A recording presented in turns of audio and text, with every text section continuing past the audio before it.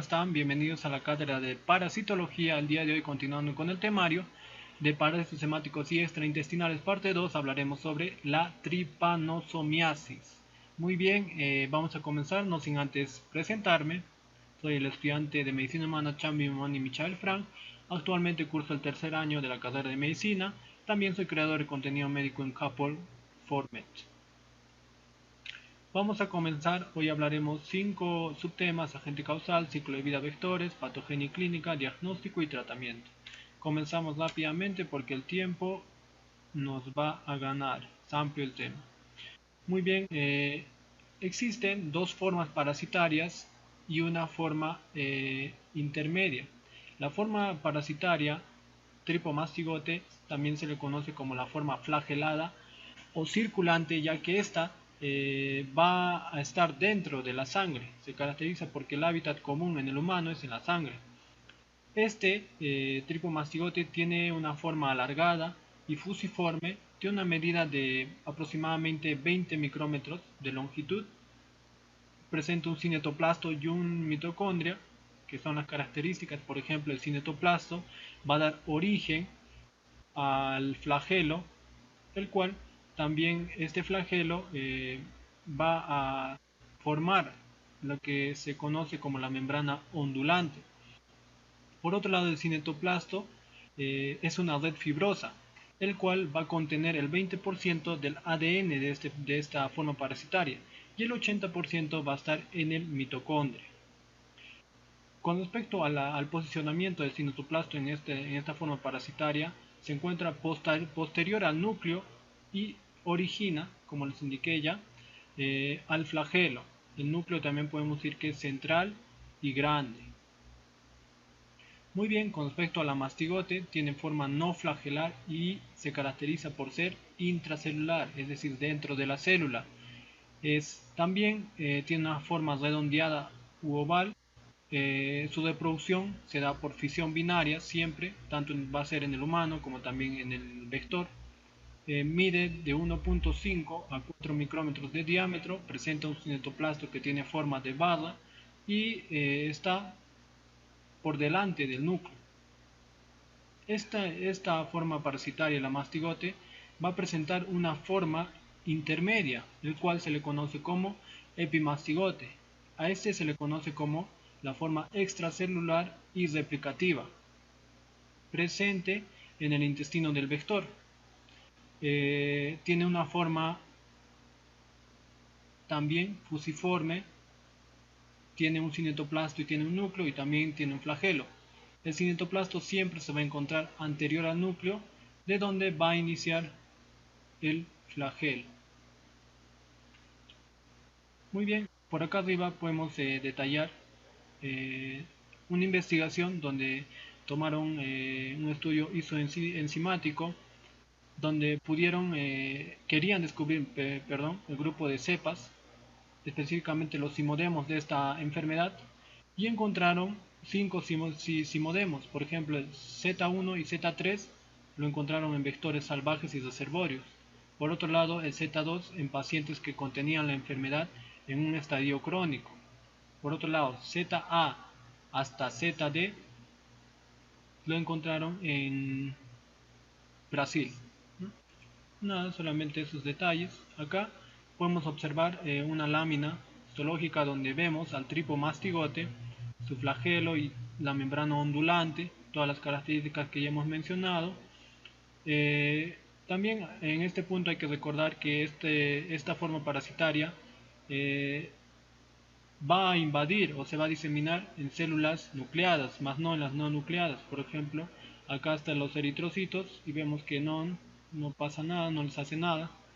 En la mastigote, por otro lado, debemos de recordar esa característica, la conformación del cinetoplasto con el núcleo. El núcleo siempre va a estar cerca al cinetoplasto y el cinetoplasto siempre va a tener la forma en barra. Entonces esa característica nos va a permitir reconocer a la mastigote. El epimastigote, su flagelo y la forma ovalada o fusiforme. Ciclo de vida, rápidamente.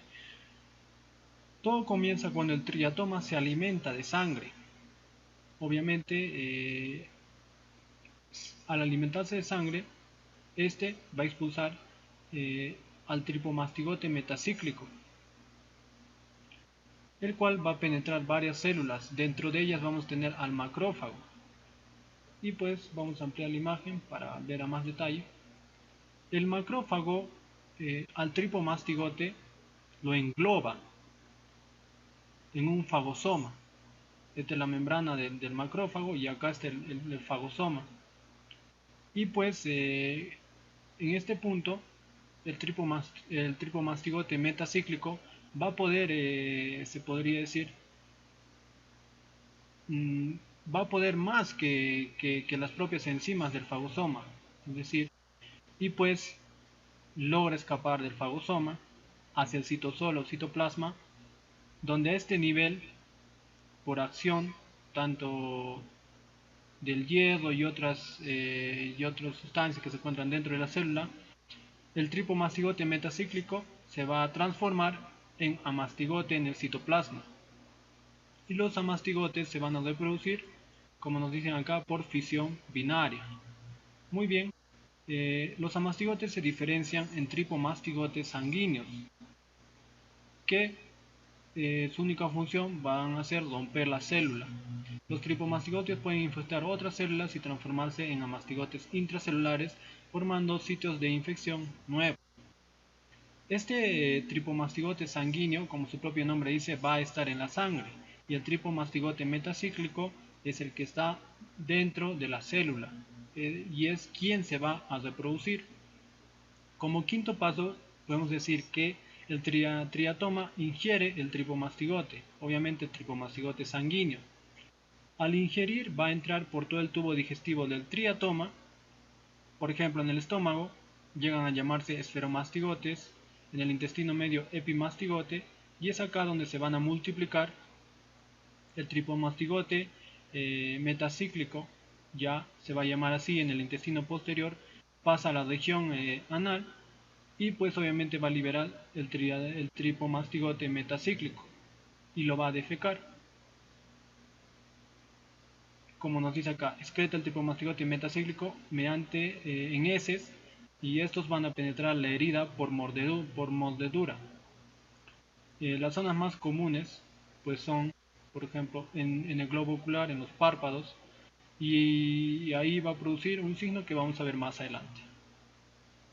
Los vectores, existen más de 120 especies de triatóminos. En Perú se identificaron estas tres especies, Pastrongyllus, Triatoma y Rhodnius, el cual es más importante y el principal es el Triatoma infestans. Estos, ¿cómo lo podemos diferenciar? Sencillo, por la implantación de la antena con respecto a la distancia del ojo y por el tamaño de la probóscide. Por ejemplo, en Pastrongyllus podemos observar que la implantación de antena es cerca al ojo. Por otro lado, la implantación, en caso de triatoma, de la antena hacia el ojo es medianamente o ligeramente cerca, no es bastante cerca. En Rhodnius ya es muy alejada, la antena se implanta muy alejada del ojo y muy aparte de eso tiene la probóscide larga. Con respecto a la transmisión, existen mecanismos de transmisión: la transmisión horizontal y la transmisión vertical. La horizontal es cuando se da de un huésped a otro huésped, la vertical de madre a hijo. La horizontal podemos hablar dentro de ella la indirecta, que puede ser tanto vectorial, por vectores mecánicos o biológicos, el cual puede picar percutáneo o permucosamente.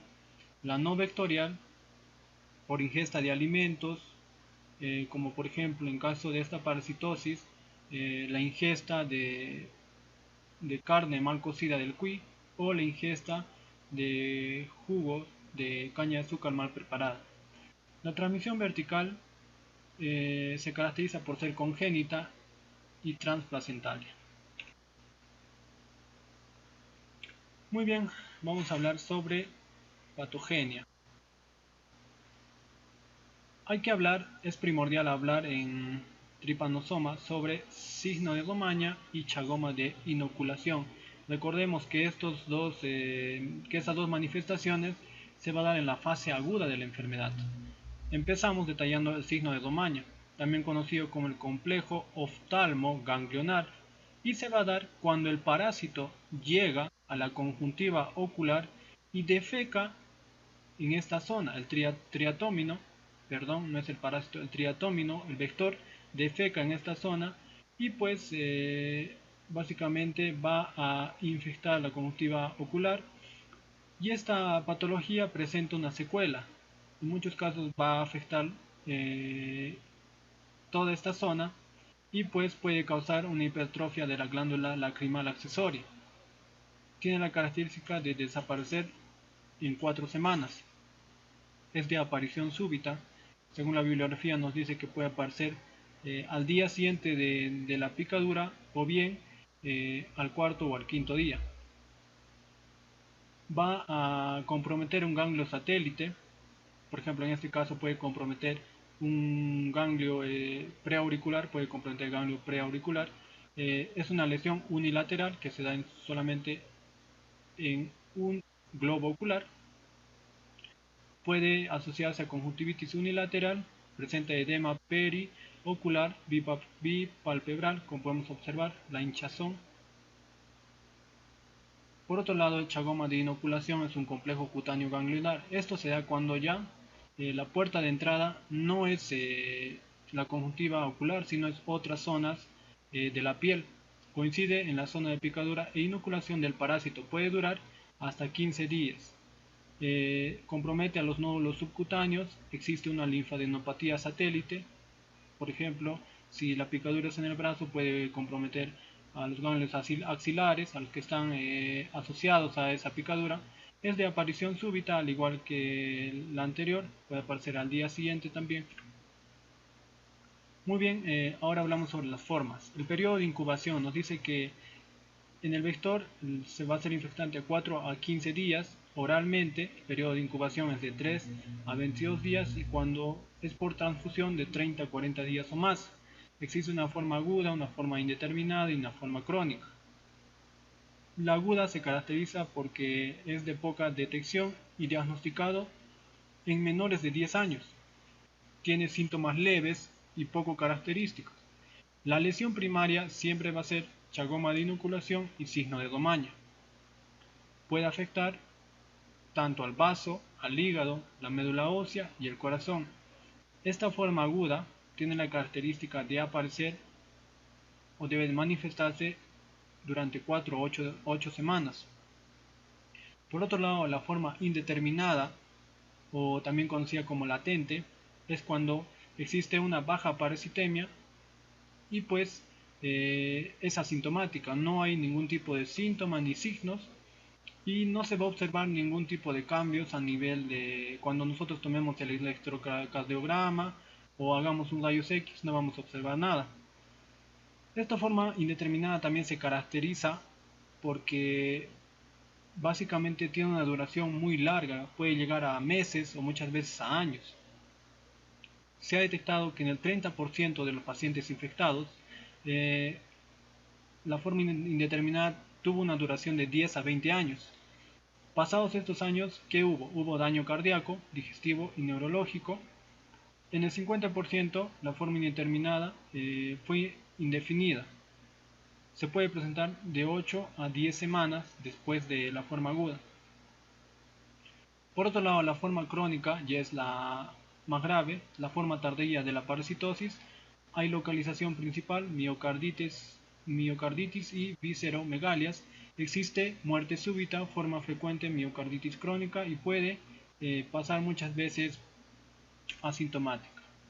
Muy bien, este es un esquema o un mapa conceptual resumen. Primero, existe una infección que se puede dar por transmisión vectorial. Al primer día después de la infección vamos a observar el signo de Domaña y chagoma de inoculación e inicia o está ya dentro de la fase aguda. La fase aguda puede ser asintomática y sintomática. En la mayoría de casos es asintomática en un 90% y sintomática en un 10% en menores de 10 años. La sintomática en el 95% es forma benigna, donde se van a presentar puede ser fiebre, escalofríos, anorexia, entre otros. En el 5% es forma grave, ya va a existir complicaciones, meningoencefalitis chagásica, esto en menores de 2 años, y miocarditis aguda chagásica. Ambos, los pacientes que aún presentan parasitemia, pueden llegar a una fase indeterminada, casi en el 20 a 30% lo llegan, y pues en una duración de 10 a 30 años. Obviamente va a existir una menor parasitemia. A este nivel va a haber un control de la respuesta inmune y desaparición de síntomas y parasitemia de 4 a 8 semanas. Seguidamente pasa una fase crónica donde se va a manifestar miocarditis crónica chagásica. También va a existir visceromegalias, el crecimiento de los órganos, como por ejemplo el megaesófago y el megacolon. Complicación, puede formarse trombos. Si en la fase indeterminada sucede que el paciente se infecta, por ejemplo, de VIH y SIDA, va a existir una reactivación y lo más probable es que se va a desencadenar en una meningoencefalitis. Muy bien, hablaremos sobre el diagnóstico a grandes rasgos. Existen métodos por examen en fresco, indirectos y serológicos. En el examen fresco podemos diagnosticar por extendido, gota gruesa y de concentración. Indirectos, senodiagnóstico, serológicos, IFI, ELISA, AI y el factor de complemento. El más se podría decir, el que presenta mayor relevancia y es el más interesante, es el senodiagnóstico. ¿Qué sucede a este nivel? Primero hay que saber que la efectividad va a depender de cómo se hace el procedimiento. Por otro lado, la efectividad en enfermedades agudas, en fases agudas, es de 85 a un 100%. En congénitas, 80%, en crónicas de 20 a 50%. ¿Cómo se hace esto? El procedimiento. Primero, como observamos acá en la imagen, se usa vectores limpios de la infección, el cual se hace picar al paciente. Lo hacemos picar. Obviamente estos vectores tienen que estar en ayuno para que puedan picar y alimentarse y nutrirse de la sangre del paciente. Después de una semana se examinan las deyecciones del triatómino. Lo examinamos y muchas veces ponen al triatómino de forma vertical. En otros casos hacen una pequeña compresión al triatómino para que pueda liberar las heces. Al liberar las heces, se busca los tripomastigotes o epimastigotes. Una lectura después de los 8 días. Tenemos las heces y obviamente llevamos a la observación microscópica. Entonces, en la observación microscópica vamos a ver que realmente sí hay tripomastigotes, ¿no? Y de esa manera podemos decir que el paciente está infectado por trypanosoma. Por otro lado, también es necesario hablar sobre el examen fresco de concentración o el método de Strobe. Tiene una sensibilidad en formas agudas de 90 a 100 y en formas crónicas menor a 10. Sigue ganando el senodiagnóstico.